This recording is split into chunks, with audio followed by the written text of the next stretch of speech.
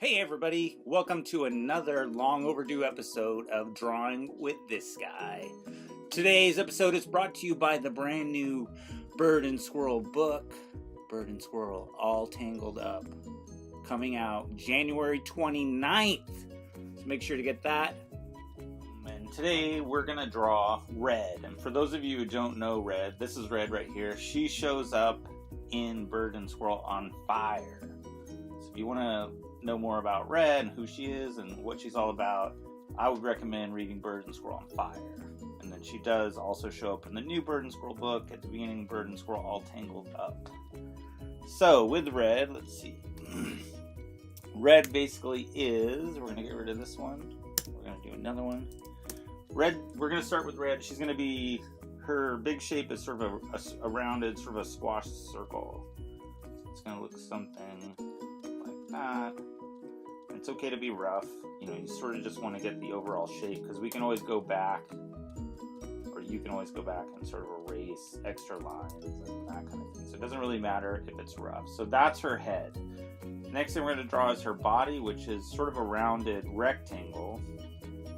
Looks a little bit like that. With Red, I try to make her a bit more rounded, more fluid, where a squirrel can be a bit boxier, but with Red, she's a bit more round. So, next thing we're going to draw her ears, which we'll draw two straight lines. One's going to go right there, and the other one, let's put it right here. If we try to make them so they're not exactly parallel, like there's a little shorter distance at the top here than there is at the bottom. It's very subtle. And Red is an American red squirrel. That's where she got her name, Red. And they have these cool ears that sort of have these, like, they have fur at the top or little hairs that hang off. And so then we'll take that and we'll draw a line off that sort of lines up with the outside of her head. And it sort of curves like that and it goes around. And then inside of here is her actual ear, which we'll draw two little upside down, V's. So next let's draw her eyes, which are going to be two circles. We'll put one right there, one right here. Eyes will be in here. There's one, two, and those are just, again, black circles. Erase this extra line just so it doesn't look weird. I like to give her a little thicker part right here on the top of her eye, which would be her eyelid, sort of at the top. And then she has two eyelashes, so let's draw those on. One there, one over here. Of course, we can't forget her eyebrows. Put those up here, just like that. She has a little nose, which is like a little bean or a squashed circle, like that. And let's make her smiling.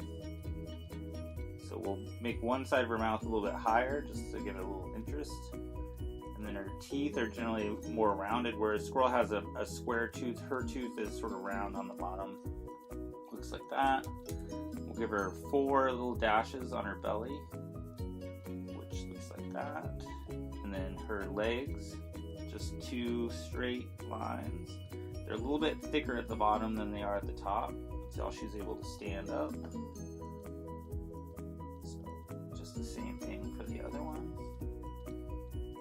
And then with her arms, you can do lots of different things with her arms. You could have one of her arms could be out like this. And again, they are they're thicker at the end where her hand is than they are anywhere else. And so here we can either have her hand open. Again, it's just the same sort of little stick shapes make up her fingers that make up her arms, and her legs are just different lengths. So that becomes her hand. And then if we can make this one where she's waving at you because she's happy to see you guys. Unlike squirrel, she's not terrified of people. So we'll draw the same thing over here. Just we're gonna have her hands out, her fingers out like this. And then if we want to show movement, we can draw little lines in like this, and that sort of gives you the idea that her hand is moving. So with her tail, squirrel has a very boxy tail, but Red has a very sort of flowy tail. So I like to draw sort of a S shape of some sort. just comes around and connects like that. And then you can come in here and have fun drawing all these little dashes. And then I like to draw sort of a squiggle line underneath them, which is sort of their shadow. It gives it a ground. It sort of makes it feel like they're in an actual real space. And then we just double check to make sure we got everything. At the end, you can come back if you're drawing in pencil.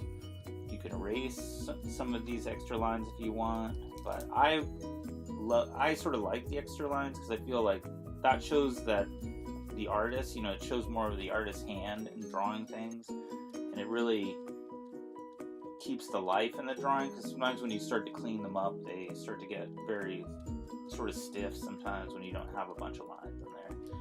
And so this is Red. Hey everybody, thanks for drawing with me. I hope you enjoyed drawing Red.